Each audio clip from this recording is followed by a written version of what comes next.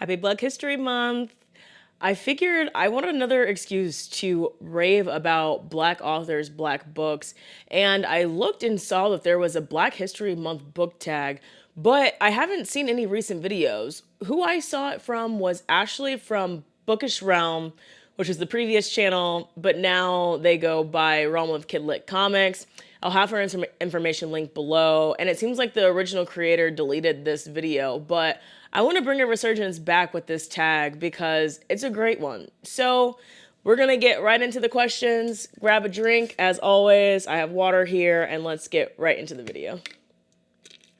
Hey y'all, welcome to or welcome back to my channel, Scotty Cherie Reads. So I'm going to jump in with the first question here, which is, what's a book everyone should read during Black History Month? And it says to do a fiction and a nonfiction read. So the way I'm going to do this is I'm going to start with fiction, then I'm going to go to nonfiction. And these are books that I have read and can recommend. And then I have a couple of recommendations that I had on my shelves that I want to get to myself that I think would fit the Black History Month theme overall. So to start with the fiction, I'm going to do a heavy hitter that I think is important to read, and then I'm going to do a book about joy, because I think it's important, especially during Black History Month, to talk about also Black joy and not just the past pains that have, you know, been around for forever. So first one, we'll get the hard one out of the way. If you know me, you know I want to talk about Tanana Review and the Reformatory.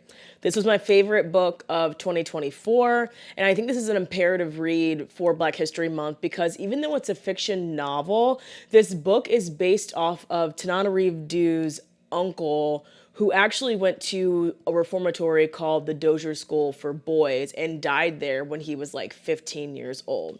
So the premise of this story, if you're not aware, and you're new to this channel, it takes place in Gracetown, Florida in June of 1950. We're following our main character, Robbie, who's a 12-year-old boy, and he gets sentenced to the Gracetown School for Boys, which is this reformatory, because there was a situation with an affluent man's son who was pretty much attacking and like messing with Robbie's sister. So, you know, he did what any brother would do when he stepped in, and he got punished severely for this. And when he gets to this reformatory, we get a lot of insight of what's going on in there and the atrocities that are happening. But we also get hints that have died in this reformatory. And we just follow this journey of his sister, who's trying to get him out. His sister Gloria, that's her name, trying to get him out of this reformatory. And this book is so good. I don't know. I push this so much in my channel, but for good reason. I think it's fitting because this is a real story, a real reformatory that took place, you know, and it touches Tanana Review's family very intimately. So yeah, this is my first like heavier fiction recommendation. And then for a fiction uplifting and fun Black girl joy recommendation, I have Wash Day Diaries by Jamila Rouser and Robin Smith. It is a graphic novel. Sorry, I'm not gonna be able to show you much. The art style is really, really cool. But basically it's following these four girls, a group of girlfriends that live in New York. And it just talks about their like wash day journeys. If you don't know, it takes a lot of work to deal with our natural hair, or not even natural hair, just our Black girl hair.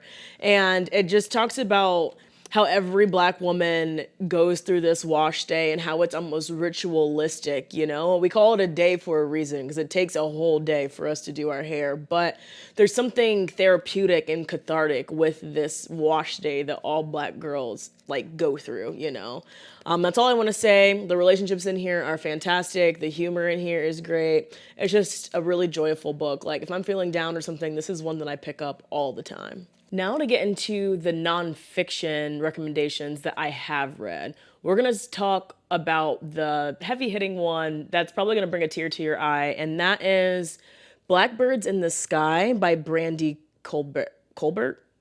I think it's Colbert. This is a nonfiction. It's young adult, and it talks about the 1921 Tulsa Race Massacre. If you don't know, 1920s in Tulsa, Oklahoma, there was a predominantly Black Greenwood district that was known to be America's Black Wall Street, thriving.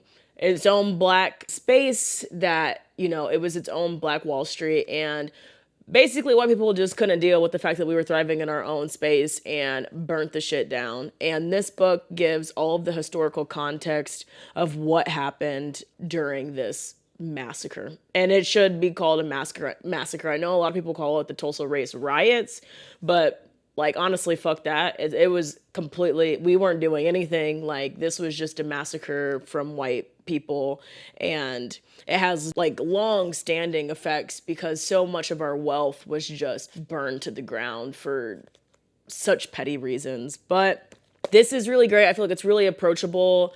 It gives a lot of detailed history, but it's a pretty quick read. Obviously, you can tell I tabbed a lot in this book. Yeah, this is a good one. If you want to learn more about it, even though it's a YA book, it's a fast read, but it's very, very informative. And then for something a little more uplifting that's nonfiction, I have A Little Devil in America by Hanif Abdurraqib. And this is basically about, it basically says in praise of Black performance. And the way that Hanif writes, he's one of my favorite authors. It's almost poetic, like he just hits you right in the heart and understands what Black joy means. So we follow prominent Black musicians in this book. We talk about like the love of spades and the Black community. He just has these group of essays that talk about just like Black American culture from a very joyful perspective. So that's all I really want to say. I feel like you should pick it up and just go into it fairly blind with knowing that. But regardless if you're Black or not, like this is one that explains like what it's like to be at a kickback, what it's like to just be raised in this rich, rich Black culture that's just so beautiful. Yeah, this one is so good. Pick it up. All right, and to round out just question number one, I have three nonfiction books that I have on my shelves that I want to get to, and I think that they would be great for anyone to pick up, especially during Black History Month. They're all pretty heavy, so just bear with me. But the first one is called Medical Apartheid by Harriet A. Washington. The subtext says, "The dark history of medical experimentation on Black Americans from colonial times to the present." So this is going to be heavy. It's going to just talk about how a lot of the developments in medicine come from Black bodies unwillingly. No anesthesia that happened on my people in order to progress medical technology and where we are now.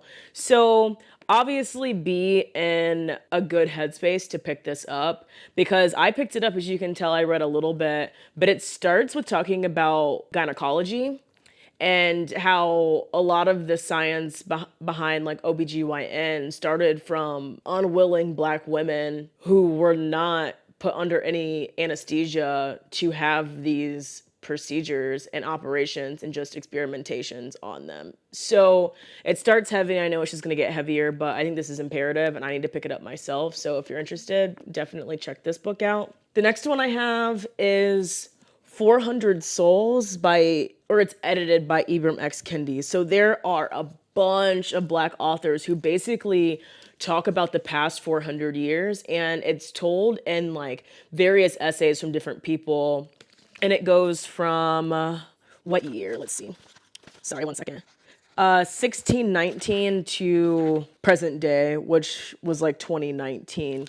You can see on the back here, this is all of the Black authors who have contributed to this collection. And yeah, a community history of African America, 1619 to 2019.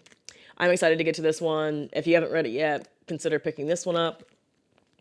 And then the last one's very similar, but it is called Black AF or as fuck History, The Unwhitewashed Story of America by Michael Harriot.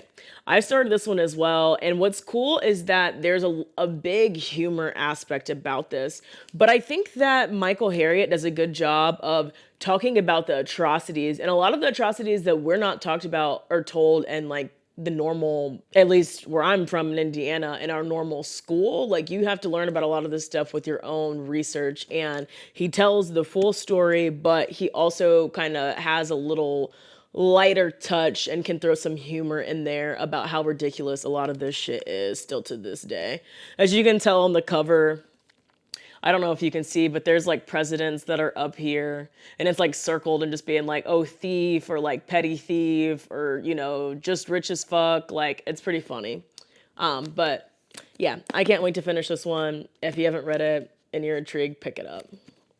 All right, question number 2 is what Black booktuber would you recommend watching and why? So I'm going to ramble off quite a few here, but I'm also going to link a past video that I've done where I've talked about shouting out small Black booktubers.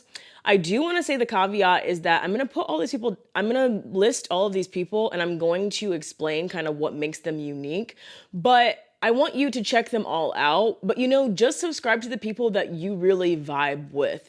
I feel like there's a problem when people are just doing this performativeness where they just subscribe to a bunch of people and then don't end up watching them and then ultimately end up unsubscribing.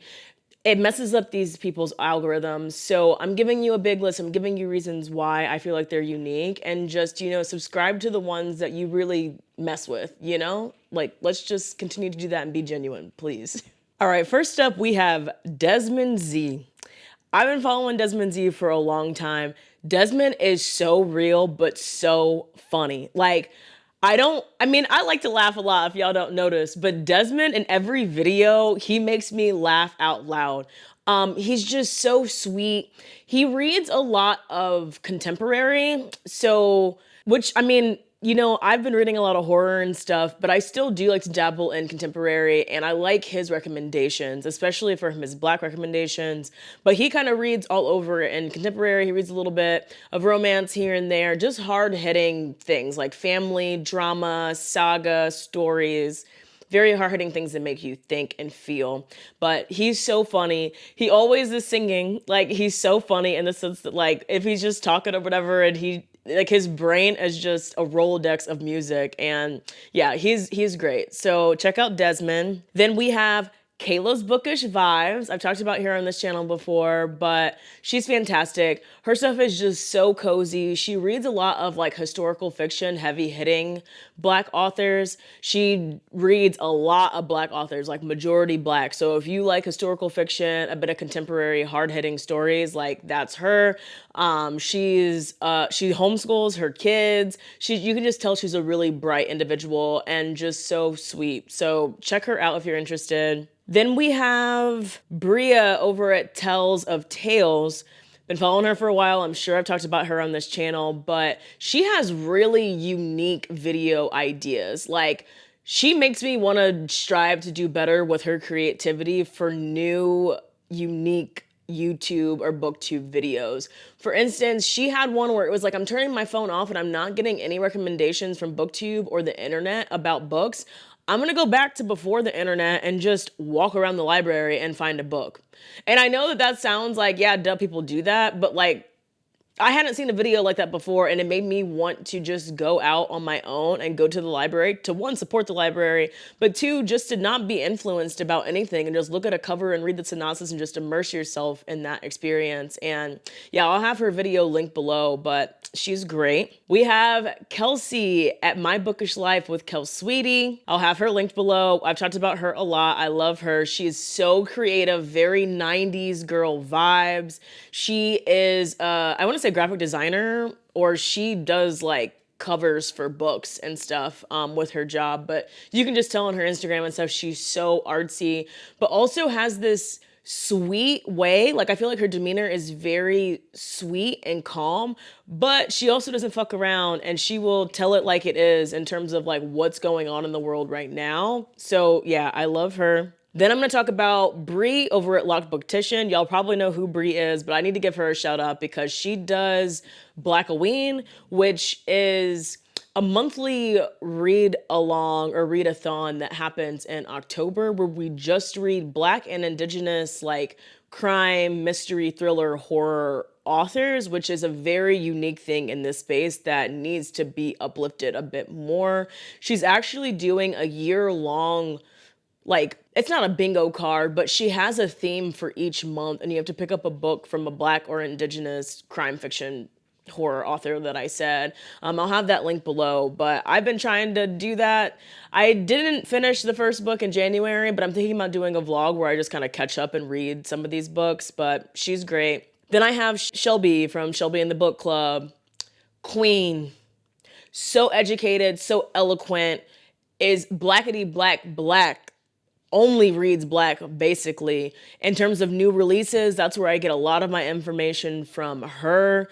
She does these like what I read this week, these vlogs that are just so nice to just sit back and watch her just do her thing. She's very transparent and open on the internet with the people who follow her, and I really appreciate that. She's fantastic. So, yeah, I mean, I can keep going and going and going, but I'm just going to leave it there. So, everything will be linked below. And like I said, check them all out. And whoever you vibe with for unique reasons, give them a follow, please. All right, question number 3 is, what is your favorite book written by a Black author from an African country? And not gonna lie, I'm glad that this is in here because it made me realize that I need to do better with reading African authors because I didn't have a hard time. I had this book that came straight to my brain, but I was trying to think about other ones that I had read, and I haven't read many. So I'm asking y'all for help. If you have any good African authors, please leave them in the description box below because I want to try to make an effort to read more throughout this year. But the book that I have here is Homegoing by Yaa Gyasi. I've talked about this before. This is a historical fiction, heavy hitting book where it is like a family saga where we have two half sisters who were born in different villages in 18th century Ghana. So one of them is married off to an Englishman and lives this fancy life. And then, unbeknownst to her, she realizes that or she doesn't realize, but we know that her sister is actually in the like slave quarters in her home and then gets shipped off to America. And we're following these two sisters and just their families for generations. I mean, even though this book is pretty short, this goes for hundreds of years. Yeah, generation after generation after generation. And it was just so well written. It was very heavy hitting.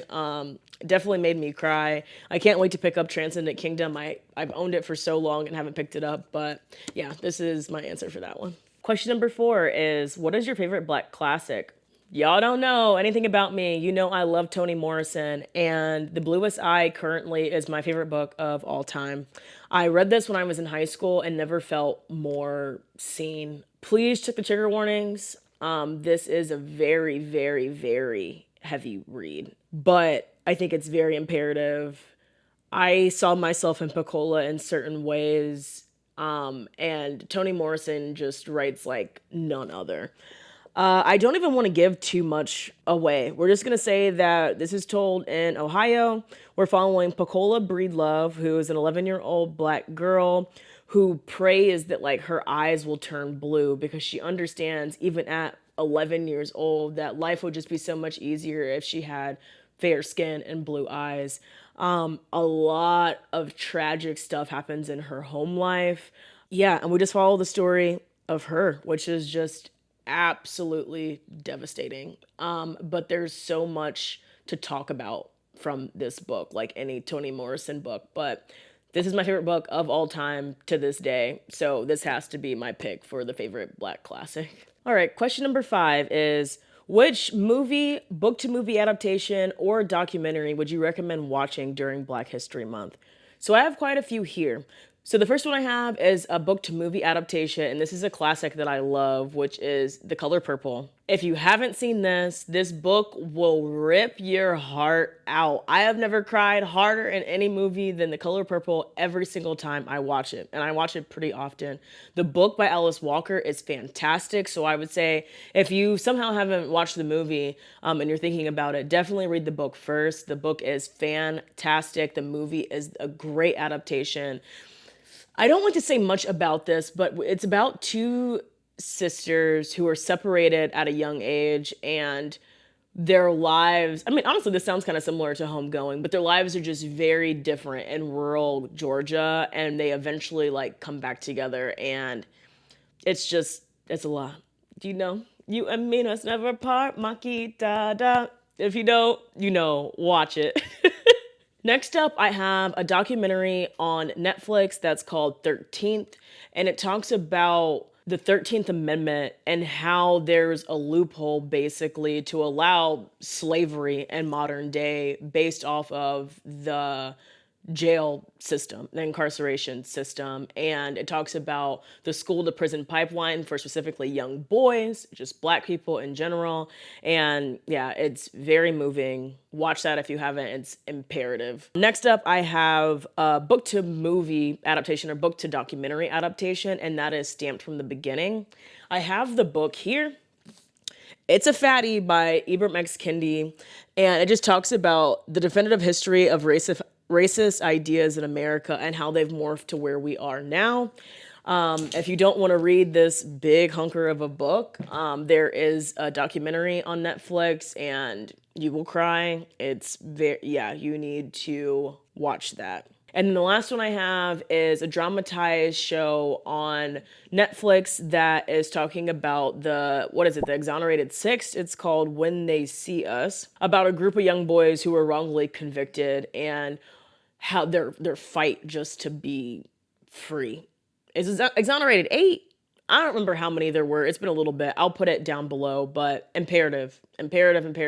Hard watch, but yeah, watch all 4 of those for me, please. All right, question number 6 is, what's on your TBR for Black History Month?